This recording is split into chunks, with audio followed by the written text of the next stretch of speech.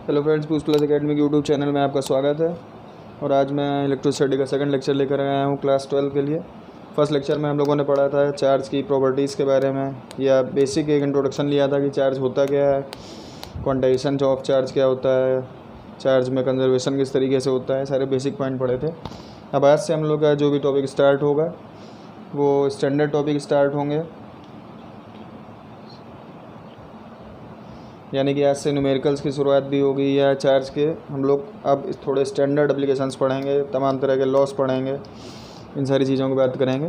तो सबसे पहला टॉपिक आपको जो बुक में मिलेगा, या फर्स्ट टॉपिक आपको जो पढ़ाया जाता है चार्ज के इंट्रोडक्शन के बाद, वो होता है कूलम्स लॉ। तो मेनली कूलम्स लॉ होता क्या है, तो और कूलम्स लॉ हमें बताता क्या है। तो सबसे पहले कूलम्स लॉ हमको बताता है, अगर हम किसी भी सिस्टम में दो चार्ज रख दें, जैसे एक प्लस क्यू चार्ज और दूसरा भी प्लस क्यू चार्ज, दो चार्ज हमने सेम चार्जेस लिए, उन दोनों को एक साथ में एक स्पेस में रख देते हैं, और मान लिया इनके बीच को, इन दोनों चार्जेस को हमने आर डिस्टेंस पे रख दिया एक दूसरे से, ये दोनों आर डिस्टेंस पे रखे हुए हैं। तो ये चार्ज हमको मालूम है दोनों ही सेम चार्ज हैं, तो दोनों एक दूसरे को रिपल करने वाले हैं। बट ये रिपल करेंगे तो किस फोर्स से रिपल करेंगे, या ऐसा क्या होगा कि ये दोनों एक दूसरे को रिपल करने लगे। कूलम्स लॉ हमको इसी बारे में बताता है, यानी कि कूलम्स लॉ बेसिकली हमको बताता है इंटरेक्शन ऑफ चार्जेस, यानी कि किस तरीके से चार्ज एक दूसरे से इंटरेक्ट करते हैं, इंटरेक्शन ऑफ चार्जेस, यानी कि ऐसा कौन सा फोर्स लगता है, कौन सा फोर्स ऐसा लग रहा होता है दोनों चार्जेस के बीच में कि ये दोनों चार्ज एक दूसरे को रिपल करने लगते हैं, या अगर अपोजिट चार्जेस हैं तो अट्रैक्ट करने लगेंगे, और कितने फोर्स से करेंगे उसकी वैल्यू हम लोग कूलम्स लॉ की मदद से फाइंड कर सकते हैं। फोर्स की वैल्यू क्या होगी, value of force.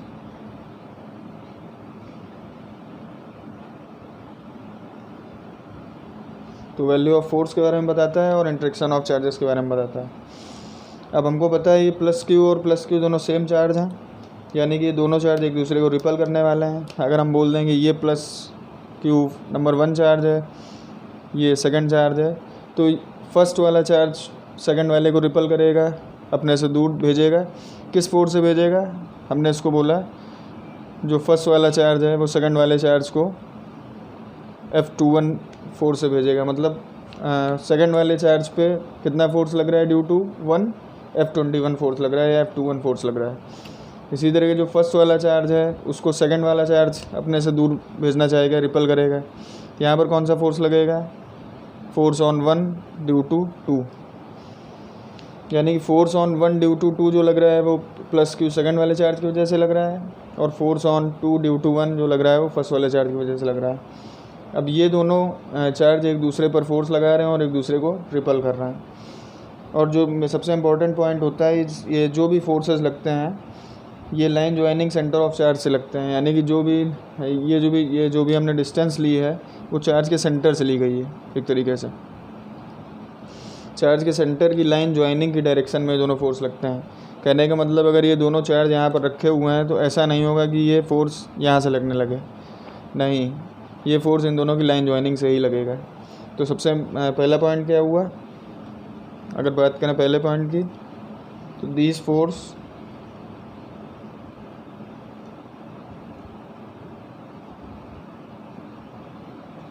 acts upon line joining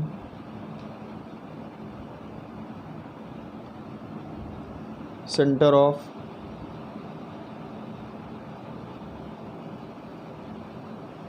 charge. और ये हमको दिखाई भी पड़ रहा है कि चार्ज के सेंटर को जो लाइन ज्वाइन कर रही है उसी लाइन के बोला जाए उसी के लाइन के ऊपर ही ये दोनों फोर्स लग रहे हैं, या उसी की एक्सेस पे दोनों फोर्स लग रहे हैं, चाहे वो फोर्स ऑन 1 ड्यू टू 2 हो या फोर्स ऑन 2 ड्यू टू 1 है।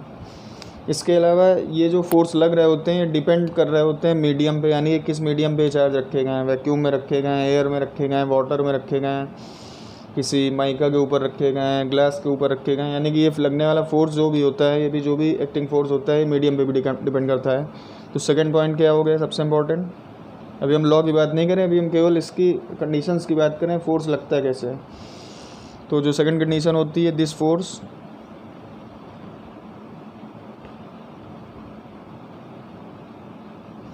डिपेंड्स ऑन मीडियम,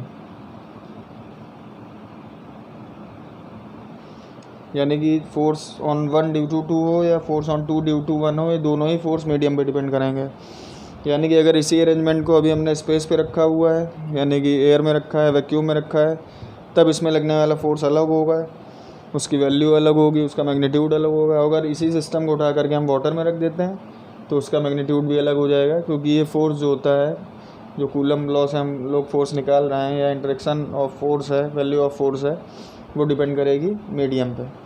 अब यहाँ से हमको दिखाई पड़ रहा है, हमने 11वीं क्लास में वेक्टर भी पढ़े हुए हैं। पहली बात तो हमको मालूम है फोर्स जो भी होता है वेक्टर क्वांटिटी होती है, ये हमको पता है। ये दोनों ही फोर्स जो लग रहे हैं, इनकी डायरेक्शन अगर देखें हम, तो एक फोर्स की डायरेक्शन लेफ़्ट साइड में, एक की डायरेक्शन राइट साइड में। यानी कि यहाँ पर फोर्स की बात करी जाए तो जो फोर्स ऑन 1 ड्यू टू 2 है और फोर्स ऑन 2 ड्यू टू 1 है, ये दोनों इक्वल फोर्स तो हैं क्योंकि दोनों इक्वल चार्ज लिए गए हैं, बट दोनों की डायरेक्शन अलग है। यानी कि फोर्स ऑन 1 ड्यू टू 2 जो है वो नेगेटिव वैल्यू के फोर्स ऑफ 2 ड्यू टू 1 की वैल्यू के इक्वल है। अगर हम मैग्नीट्यूड की बात करें तो फोर्स जो नेट फोर्स निकल के आएगा वो आएगा कितना, फोर्स ऑन 1 ड्यू टू 2 अगर मॉड लगा दें equal to force on 2 due to 1। यानी कि अगर सेम चार्जेस लिए जाएंगे तो दोनों ही चार्ज एक दूसरे पर जो भी फोर्स लगा रहे होंगे उनकी डायरेक्शन तो अलग हो सकती है, बट उनके मैग्नीट्यूड आपस में बराबर होंगे। अब ये कूलम्स लॉ हमको बताता क्या है उसके बारे में हम देखते हैं।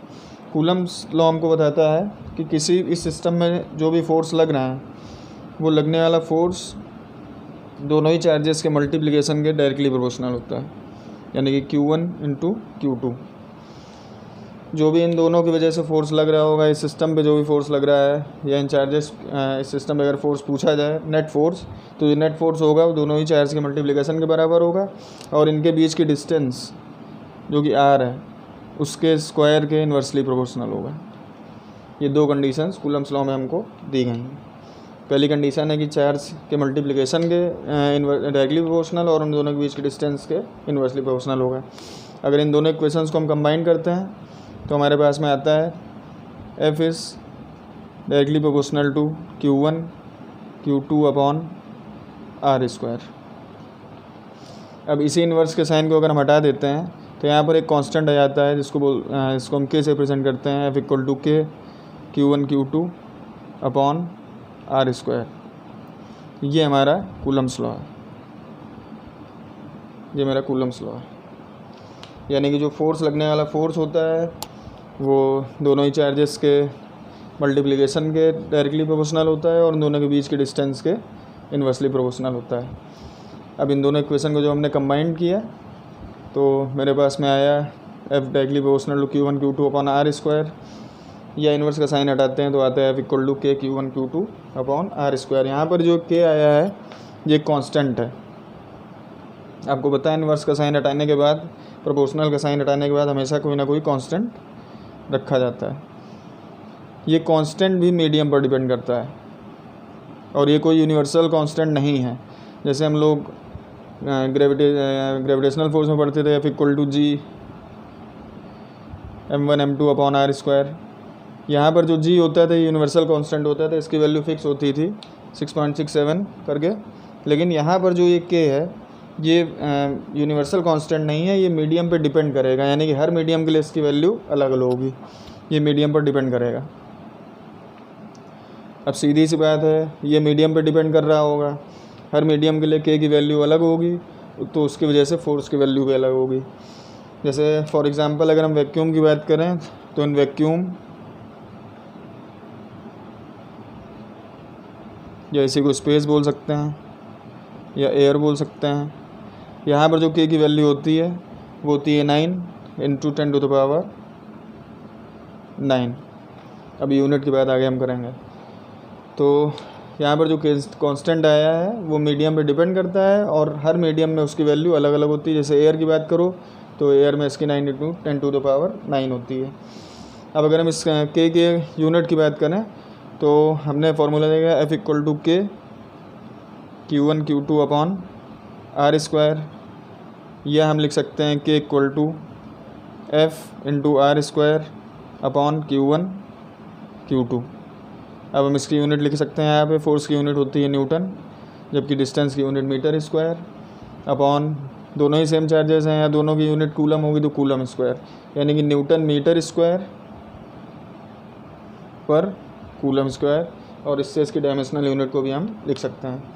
तो यानी कि कूलम्स लॉ हमने देखा कि कूलम्स लॉ बेसिकली बताया गया है दो चार्ज के बीच में फ़ोर्स कितना लग रहा होता है, उस फोर्स को हम डिफ़ाइन किस तरीके से करेंगे, उनके बीच की डिस्टेंस और उन दोनों चार्जेस के टर्म में। तो हमने यहाँ पर देखा कि फोर्स दोनों ही चार्ज के मल्टीप्लिकेशन के और उनके बीच की डिस्टेंस के स्क्वायर के इन्वर्सली प्रोपोर्शनल होता है। यहाँ से एक के कांस्टेंट आया है प्रोपोर्शन का साइन हटाने पर, जो कि हमेशा मीडियम पे डिपेंड करता है। ग्रेविटेशनल फोर्स या और भी जो यूनिवर्सल कांस्टेंट होते हैं उनकी तरह इसका बिहेवियर नहीं होता है। अगर हम बात कर रहे हैं एयर की, स्पेस की या वैक्यूम की, तो इसकी वैल्यू 9 × 10⁻⁹ होती है। यही फार्मूला आपको जब आगे और बढ़ेंगे अपनी बुक में तो वहाँ पर आपको ये फार्मूला ऐसा दिखाई पड़ेगा 1/4 pi epsilon Q1 Q2 upon R²। ये जो आपको दिखाई पड़ रहा होता है के की ही वैल्यू होती है, ये परमिटिविटी का केस होता है। इसको हम लोग कल के लेक्चर में देखेंगे। अभी फ़िलहाल हमको के को समझना है कि के कांस्टेंट है जो कि मीडियम पे डिपेंड कर रहा है। अब एक कंडीशन और होती है कूलम लॉ की, कि कूलम लॉ में जो भी चार्ज लिए जाते हैं वो हमेशा पॉइंट चार्ज लिए जाते हैं। पॉइंट चार्ज का मतलब बहुत छोटा चार्ज, हमेशा ही पॉइंट चार्ज से ट्रीट करा जाता है। जब अभी हम लोग लिमिटेशन बताएंगे इसकी, कूलम लॉ की लिमिटेशन क्या होती है उसमें बताएंगे, लेकिन पहले हम लोग आगे अभी भी थोड़ा समझ लेते हैं कि पॉइंट चार्ज होता क्या है। एक टर्म आता है हमेशा पॉइंट चार्ज, जैसे हम लोग ग्रेविटी में पढ़ते थे पॉइंट मास, उसी तरीके से यहाँ पे होता है पॉइंट चार्ज। अब पॉइंट चार्ज का मतलब होता है स्मॉलेस्ट चार्ज। अब स्मॉलेस्ट चार्ज का मतलब ये कंपलसरी नहीं है कि उसका शेप, उसका साइज़ बहुत छोटा हो सकता है दोनों के बीच की डिस्टेंस बहुत ज़्यादा हो। जैसे एक चार्ज मेरे पास रखा हुआ है, एक चार्ज आप लोग इस लेक्चर को देख रहे हैं आपके घर में रखा हुआ है, तो मेरे घर से आपके घर की डिस्टेंस हो सकता है बहुत ज़्यादा हो, तो मेरे लिए जो आपके पास चार्ज रखा हुआ है वो एक बहुत छोटा चार्ज मुझको दिखाई पड़ेगा, और जो आपके पास चार्ज रखा हो मुझको बहुत छोटा दिखाई पड़ेगा। तो मेरे और आपके लिए वो दोनों चार्जेस जो हो गए वो एक तरीके से पॉइंट चार्ज की तरह ट्रीट करते हैं। अब हम लोग देखते हैं कूलम्स लॉ का वेक्टर फॉर्म क्या होता है। तो कूलम लॉ तो हमको समझ में आ गया कि F = K Q1 Q2 upon R²। अब इसके वेक्टर फॉर्म की बात करते हैं, vector form of Coulomb's law. Systematic एक अगर हम लोग कॉन्सेप्ट को पढ़ते जाएंगे तो पूरे चैप्टर को या पूरे सब्जेक्ट को पढ़ने में हमें कोई प्रॉब्लम नहीं होगी। अगर हौच पौच होगा बीच में, कोई भी टॉपिक कहीं से उठा के पढ़ने लगेंगे तो दिक्कत होती है। इसलिए हर लेक्चर को सिस्टमेटिक देखिए और नोट्स बनाइए। कोशिश मेरी यही है कि छोटे से छोटे पॉइंट को भी डिस्कस करें। तो हम लोग देखते हैं कूलम लॉ का वेक्टर फॉर्म क्या होता है। तो अभी हमने देखा, हमने दो चार्ज लिए थे +Q1 और +Q2, दो चार्ज, इनके सेंटर से डिस्टेंस जो है वो है R, सेंटर से डिस्टेंस है ये +Q2, ये R। फोर्स हमने देखा है, जो चार्ज 1 पे फोर्स लग रहा था ड्यू टू 2 वो लग रहा था फोर्स ऑन 1 ड्यू टू 2 इस डायरेक्शन में, और फोर्स ऑन 2 ड्यू टू 1 इस डायरेक्शन में। अब अगर इसके डायरेक्शन वेक्टर की बात करें, अब हमें वेक्टर फार्मूला निकालना है, तो यहाँ पर हम मॉड लगा लेते हैं। अगर हम देखें इस चार्ज को, तो इस चार्ज का अगर डायरेक्शन वेक्टर देखते हैं तो ये चार्ज इस चार्ज की वजह से इधर की तरफ मूव कर रहा होगा, यानी कि इसका डायरेक्शन वेक्टर इधर जाएगा, और जिसको कि हम R1 बोले दे रहे हैं, और जो Q2 होगा वो Q1 की वजह से इधर जाएगा इस डायरेक्शन में, इसके हम डायरेक्शन वेक्टर को R2 बोले दे रहे हैं। तो जब ये चार्ज इस चार्ज को इधर भेजेगा उस कंडीशन में इसकी डिस्टेंस यहाँ पर बढ़ती जाएगी, इसका डायरेक्शन वेक्टर बढ़ता जाएगा। तब हम इसको रिप्रेजेंट करेंगे R1 - R2 से, क्योंकि R1 की वैल्यू R2 के रिस्पेक्ट में ज़्यादा होगी, R1 - R2। उसी तरीके जब Q1 Q2 को उधर भेजेगा उस कंडीशन में R2 की वैल्यू ज़्यादा होगी, तो R2 - R1। अब हमें क्या करना है, अलग अलग दोनों फोर्सेस निकालने हैं और उनका वेक्टर फॉर्म लिखना है। अगर हम फोर्स ऑन 1 ड्यू टू 2 की बात करें, तो force on 1 due to 2, force on 1 due to 2 क्या आएगा, हमने पढ़ा हुआ है कि Q1 Q2 अपॉन R² और मॉड। अब हमें लिखना है इसका वेक्टर फॉर्म।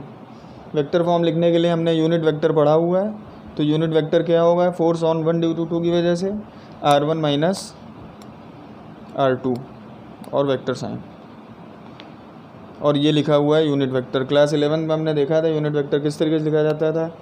यूनिट वेक्टर को लिखने का तरीका होता था, अगर यूनिट वेक्टर की बात करें तो वो लिखा जाता था, अगर यूनिट वेक्टर देखें उसको हम लिखते थे, बाय द वे कोई यूनिट वेक्टर ए की वैल्यू हमको लिखनी है तो vector A upon mod of A, इस तरीके से हम लोग यूनिट वेक्टर को रिप्रेजेंट करते थे।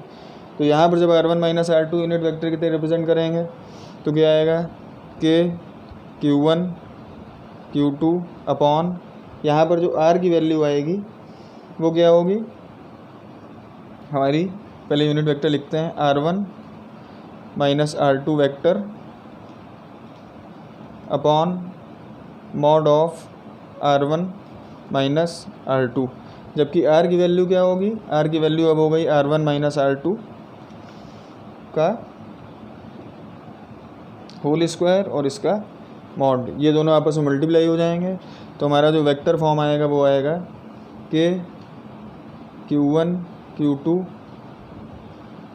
Upon mod of R1 minus R2 का होल क्यूब और R1 minus R2 unit vector, ये मेरा यूनिट वेक्टर हो गया। इसी तरीके से अगर हम F force on 2 due to 1 के लिए लिखेंगे तो वहाँ पे सिंपल बस R2, जहाँ पर R1 माइनस R2 है वहाँ पर R2 माइनस R1 हो जाएगा। तो ये हो गया हमारा कूलम लॉ। कूलम लॉ क्या होता है, कूलम लॉ चार्ज के मल्टीप्लिकेशन और उनके बीच के डिस्टेंस के स्क्वायर के प्रोपोर्शनल होता है, और बेसिकली कूलम्स लॉ हमको इंट्रैक्शन बताता है या बिहेवियर बताता है चार्जेस का, या उसमें लगने वाले फोर्स के बारे में बताता है। और जब हम इससे प्रोपोर्शन का साइन हटाते हैं तो के कांस्टेंट आता है, और वो के कांस्टेंट जो होता है मीडियम पे डिपेंड करता है, यूनिवर्सल कांस्टेंट नहीं होता है, और उसका हमने वेक्टर फॉर्म देखा। अब हम लोग देखते हैं जो भी हमने बात करी थी ग्रेविटेशनल कांस्टेंट की, तो ये फार्मूला काफ़ी हद तक मिलता जुलता है उससे। अब कभी कभी ऐसे थ्योरेटिकल क्वेश्चन भी पूछ ले जाते हैं कि हमें कंपेरिजन करने को बोल दिया जाएगा कि ग्रेविटेशनल कांस्टेंट और या force on gravitational force electrostatic force को कंपेयर करना है हमें। यहाँ से जो हम फोर्स निकाल रहे होते हैं उसको इलेक्ट्रोस्टैटिक फोर्स भी बोल सकते हैं, और FE से रिप्रेजेंट भी कर सकते हैं। जबकि जो ग्रेविटेशनल फोर्स होता है वो क्या होता है, ग्रेविटेशनल फोर्स उसको हम रिप्रेजेंट कर सकते हैं, यहाँ पर करे दे रहे हैं FG से। अब FE हमने देखा क्या हुआ कि Q1 Q2 upon R square, जबकि जो ग्रेविटेशनल फोर्स होता है वो हमने पढ़ा हुआ है, वो क्या होता है G M1 M2 upon R square. देखिए दोनों ही फॉर्मूले लगभग सेम दिखाई पड़ रहे हैं हमको, तो अब इन दोनों में क्या सिमिलरिटी होती है इन दोनों फोर्सेस में, और क्या डिफरेंस होता है, इनको भी हमें, इनके बारे में भी हमको पता होना चाहिए। तो सबसे पहले सिमिलरिटी की बात करते हैं। सिमिलरिटी क्या होती है इन दोनों में?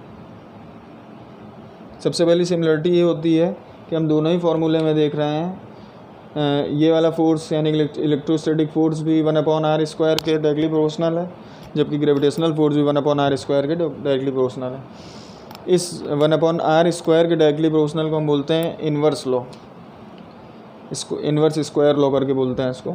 जो भी फोर्स डायरेक्टली प्रोपोर्शनल होता है 1/r स्क्वायर के, इसको हम बोलते हैं इन्वर्स स्क्वायर लॉ।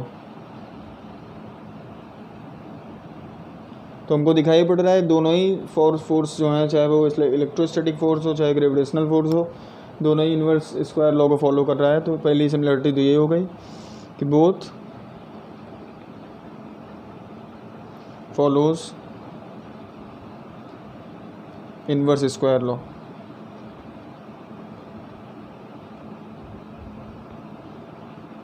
दोनों ही इन्वर्स स्क्वायर लॉ को फॉलो करते हैं।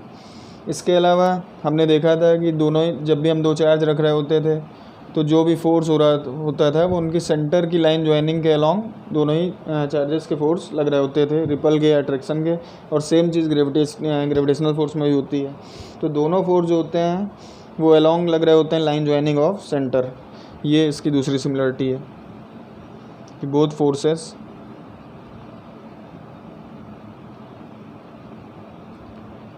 एक्ट्स along line joining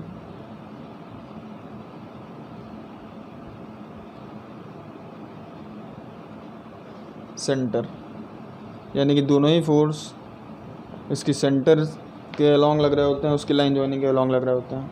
अब अगर हम इन दोनों के बीच के डिफरेंस की बात करें तो डिफरेंस क्या होता है दोनों के बीच में, तो हमने इलेक्ट्रोस्टैटिक फोर्स में देखा है कि हम लोग दो चार्ज ले रहे होते हैं, वो नेगेटिव, दोनों ही सेम चार्जेस भी हो सकते हैं कि नेगेटिव चार्ज ले लिया, पॉजिटिव चार्ज ले लिया, या दोनों अलग अलग चार्जेस भी ले सकते हैं, एक पॉजिटिव एक नेगेटिव।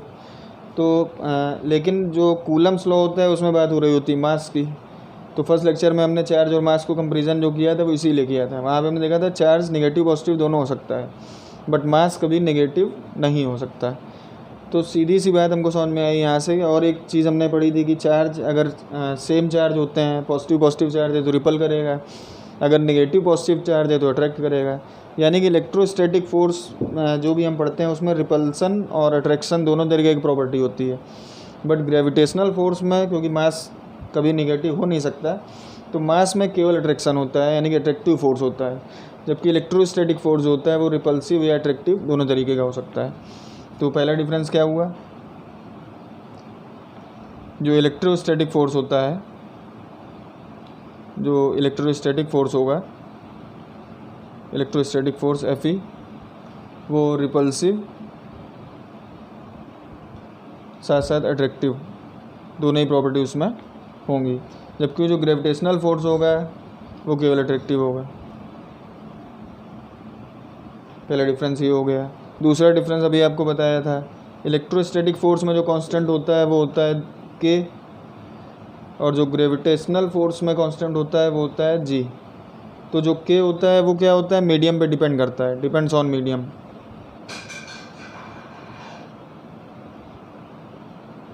यानी कि हर मीडियम के साथ अलग अलग होता जाएगा, चेंज होता जाएगा।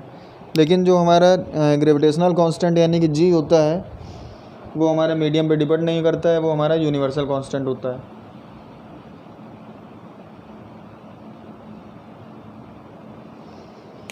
तो ये भी बात आपको समझ में आ गई होगी कि ग्रेविटेशनल फोर्स और हमारे इलेक्ट्रोस्टैटिक फोर्स में क्या सिमिलरिटी होती है और क्या डिफरेंस होता है। तो हमने देखा कि ग्रेविटेशनल फोर्स जो होता है वो सिमिलरिटी की बात करी जाए तो ग्रेविटेशनल फोर्स और इलेक्ट्रोस्टैटिक फोर्स दोनों ही हमारे एक तरीके से इन्वर्स स्क्वायर लॉ को फॉलो करते हैं, और इसी के साथ में दोनों ही फोर्स जो होते हैं लाइन ज्वाइनिंग सेंटर में वर्क करते हैं। अगर डिफरेंस की हम बात करें तो जो इलेक्ट्रोस्टैटिक फोर्स होता है उसका जो कांस्टेंट होता है वो कांस्टेंट मीडियम पे डिपेंड करता है, हर जगह उसकी वैल्यू अलग अलग होती है। लेकिन जो ग्रेविटेशनल कांस्टेंट जो हमारा कैपिटल G होता है वो हमारा यूनिवर्सल कांस्टेंट होता है, उसकी वैल्यू हर जगह फिक्स होती है। और जो दूसरा डिफरेंस होता है वो होता है कि हमारा इलेक्ट्रोस्टैटिक फोर्स रिपल्सिव अट्रैक्टिव दोनों नेचर का होता है, जबकि हमारा जो ग्रेविटेशनल फोर्स होता है वो केवल अट्रैक्टिव होता है, या अगर दो बॉडीज़ रखी जाएंगी तो दोनों को हमेशा अट्रैक्ट करेगा। तो ये बात हो गई। आज हम केवल थ्योरी की बात करेंगे, कल हम लोग न्यूमेरिकल पे आएंगे। अब आगे अगर हम लोग पढ़ें तो कूलम्स लॉ कब नहीं लगता है, उसकी लिमिटेशंस क्या होती हैं, अब उसकी हम लोग बात करते हैं। क्योंकि कूलम लॉ हर जगह नहीं लगा सकते कि कहीं पर भी कोई चार्ज दिया है वहाँ पर हम लगा देंगे, ऐसा नहीं है। कूलम लॉ की लिमिटेशंस भी होती हैं, तो हम लोग देखते हैं लिमिटेशंस ऑफ कूलम लॉ वो क्या होती है। तो limitations of coulomb law, limitations of Coulomb's law. पहली लिमिटेशन क्या होती है, यानी कि कब ये नहीं लगेगा उसकी बात हो रही है, या केवल कब लगेगा ये बोल सकते हैं। तो कूलम लॉ हमेशा लगता है पॉइंट चार्ज को, ये valid only on point charge. ये हमने आपको स्टार्टिंग में बता दिया पॉइंट चार्ज होते क्या हैं। पॉइंट चार्ज का मतलब सिर्फ ये नहीं होता कि वो चार्ज का शेप साइज़ बहुत छोटा होगा, हो सकता है एक चार्ज हमको पॉइंट चार्ज इसलिए भी दिख रहा हो क्योंकि उसकी हमसे डिस्टेंस बहुत ज़्यादा है। दूसरा, हम लोग इलेक्ट्रोस्टैटिक पढ़ रहे हैं, कल आपको बताया था इलेक्ट्रोस्टैटिक का मतलब होता है हम लोग यहाँ पर उस चार्ज की स्टडी करते हैं जो चार्ज रेस्ट पे होगा। किसी फोर्स के कारण वो उसमें डिस्प्लेसमेंट हो सकता है बट उसमें खुद का कोई मोशन नहीं होगा। तो ये कूलम्स लॉ लगता भी केवल उन्हीं चार्जेस पे है जो मोशन पे नहीं होते हैं। यानी कि दूसरा कंडीशन क्या होगा इसको लगने की, वैलिड ओनली ऑन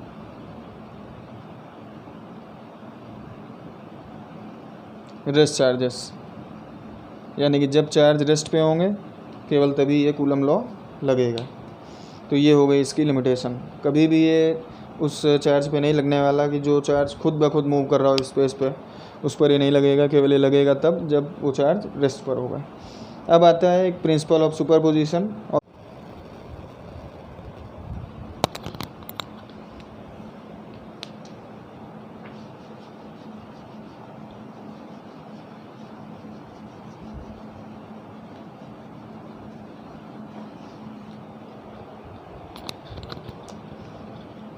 अब देखते हैं principle of superposition.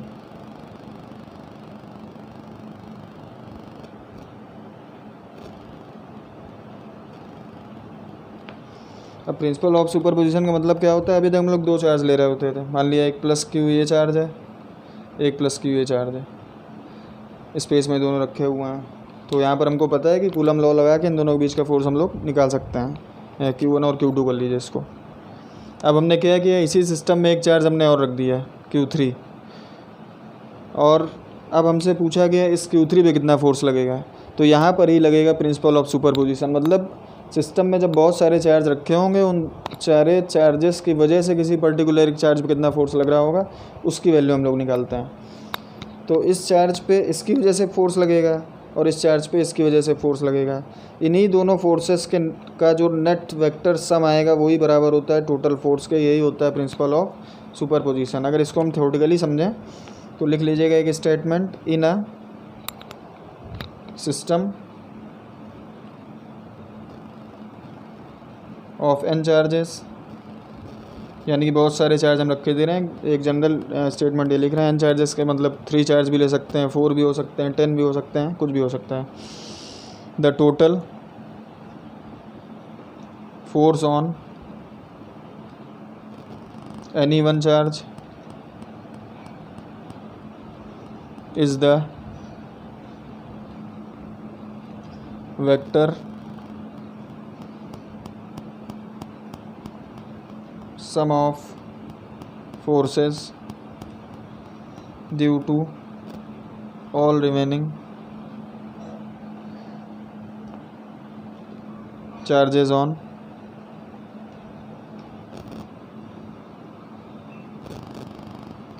this charge। यानी कि in a system of N charges, यहाँ पर हम बोल देते हैं in a system of 3 charges the total force on any charge. हमें इस फोर्स पर टोटल फोर्स निकालना है। Is the vector sum of forces due to all remaining charges.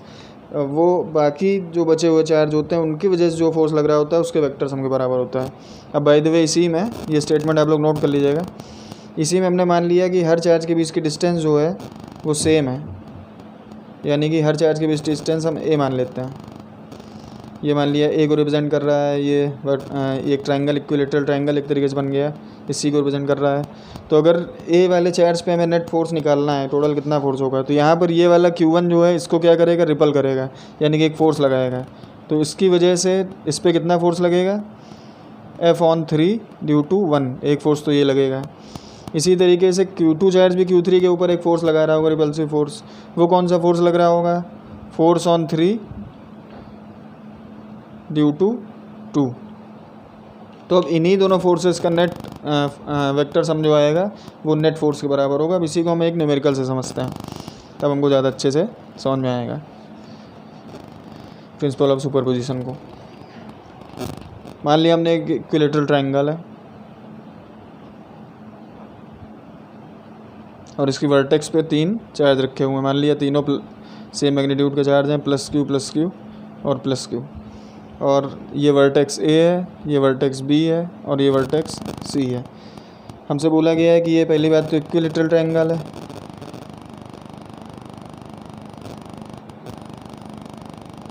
और जो हर वर्टेक्स के बीच की डिस्टेंस है वो है A। हमको निकालना है net force on vertex C। यानी कि वर्टेक्स सी पर जो चार्ज रखा हुआ है प्लस क्यू, उस पर नेट फोर्स कितना आएगा। तो अब ये प्लस क्यू चार्ज बी पर रखा हुआ है, इस सी वाले चार्ज को क्या करेगा, इसके ऊपर एक फोर्स लगाएगा, उसकी डायरेक्शन क्या होगी, इससे अवे फ्रॉम चार्ज होगी या इस चार्ज की तरफ होगी। तो ये फोर्स कितना हो गया, force on C due to B. उसी तरीके से ये ए वाला चार्ज, ए वर्टेक्स वाला चार्ज भी सी के ऊपर फोर्स लगाएगा, उसकी डायरेक्शन भी किधर होगी, डाउनवर्ड्स होगी। तो ये हो गया force on C due to A. ये दो फोर्स लगेंगे। अब इन्हीं दोनों फोर्स का हमको वेक्टर सम निकालना होगा। इनका जो रिजल्टेंट आएगा वो होगा हमारा एफ नेट। ये दोनों वेक्टर हैं, देख लीजिए, और हमने वेक्टर सम पढ़ा हुआ है पिछली क्लासेस में। Force on C due to B एक वेक्टर ये, और force on C due to A एक वेक्टर। इन्हीं दोनों का रिजल्टेंट रिप्रेजेंट करेगा नेट फोर्स को। तो सबसे पहले हम फोर्स की वैल्यू निकाल लेते हैं। तो अगर force on C due to B की वैल्यू निकालें तो हमें कूलम लॉ हमेशा ही लगाना है। Force on C due to की बी वाले फोर्स में दो चार्ज एक तरीके से क्या कर रहे हैं, इंटरेक्ट कर रहे हैं आपस में। तो फॉर्मूला क्या लगेगा, के Q1 into Q2 upon R square. तो Q1 और Q2 दोनों की वैल्यू यहाँ सेम है, Q है, यानी कि ये हो गया KQ square upon A square. जबकि अगर फोर्स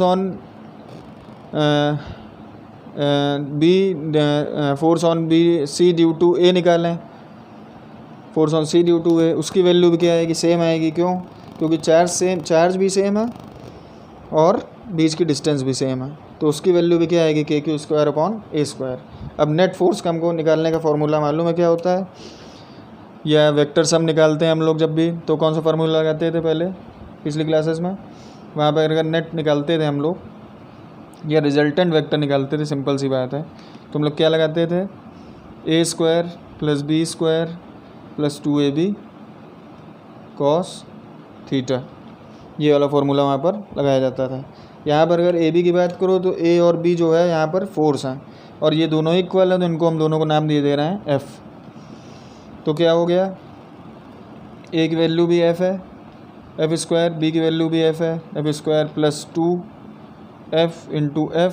अगर एंगल की बात करी जाए तो ये एक इक्विलेटरल ट्रायंगल है, और हर एंगल जो भी होगा 60 डिग्री का होगा। तो अगर ये एंगल 60 है तो ये भी एंगल कितना हो जाएगा, दोनों वेक्टर के बीच में 60 डिग्री हो जाएगा। तो cos 60, ये हो गया 2F square plus 2F square. cos 60 की वैल्यू कितनी होती है, 1/2। ये 2 से 2 कैंसिल हो जाएगा, यानी कि आएगा 3F स्क्वायर। यानी कि जो F नेट आया वो आया हमारा F√3। ये हमारा F√3 हमारा F नेट आ गया है। अब इस F की वैल्यू हम लोग उठा के यहाँ से पुट कर देंगे और हमको नेट फोर्स मिल जाएगा। जब हम F नेट में F की वैल्यू रखते हैं तो मेरे पास F नेट कितना आता है, F की वैल्यू हो गई KQ square upon A square और इंटू √3। ये मेरा नेट फोर्स आ गया। इस तरीके के पॉलीगॉन वाले न्यूमेरिकल आप लोगों को प्रिंसिपल ऑफ सुपरपोजिशन में बहुत मिलेंगे, और कल के टॉपिक में स्टार्ट करने के पहले 2-3 न्यूमेरिकल इस सुपरपोजिशन के हम आप लोगों को करा देंगे। तो आज हम लोगों ने देखा कि कूलम लॉ क्या होता है। कूलम लॉ चार्जेस के बीच के इंटरेक्शन को डिफ़ाइन कर रहा होता है कि चार्ज किस तरीके से एक दूसरे पर फोर्स लगाते हैं। और वहाँ से हम लोगों ने देखा कि जो भी कूलम ने बताया है वो बताया कि जो भी फोर्स होता है वो दोनों ही चार्जेस के मल्टीप्लिकेशन और उनके बीच की डिस्टेंस के स्क्वायर के इन्वर्सली प्रोपोर्शनल होता है। और जब प्रोपोर्शन का साइन हटाते हैं तो के आता है, और ये के एक कांस्टेंट है जो मीडियम पे डिपेंड करता है। फिर हमने देखा कि इसकी लिमिटेशंस क्या होती हैं कूलम्स लॉ की, कि किस जगह पर ये कूलम लॉ काम नहीं करेगा। फिर इसका हमने कंपेयर कराया ग्रेविटेशनल फोर्स है, ये इलेक्ट्रोस्टैटिक फोर्स है, इसका कंपेयर हम लोगों ने ग्रेविटेशनल फोर्स से कराया। और उसके बाद लास्ट में जो न्यूमेरिकल के लिए सबसे इंपॉर्टेंट चीज़ है वो प्रिंसिपल ऑफ सुपरपोजिशन की बात करी। अब कल हम लोग पढ़ेंगे जो हमने आपको के बताया कि आपको बुक में दिखाई पड़ेगा कहीं कहीं, के को लिखा गया होगा 1/4 एप्सिलॉन। ये epsilon naught Q1 Q2 upon R square.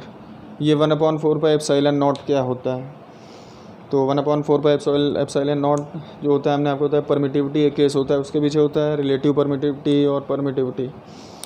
तो कल इसके बारे में हम लोग पढ़ेंगे, छोटा सा लेक्चर होगा, लेकिन इसके 2-3 न्यूमेरिकल कल हम लोग लगाएंगे। तो इसको देखिए और अपने नोट्स बनाइए।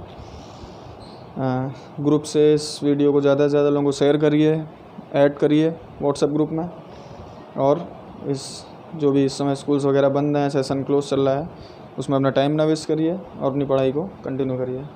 Thank you very much.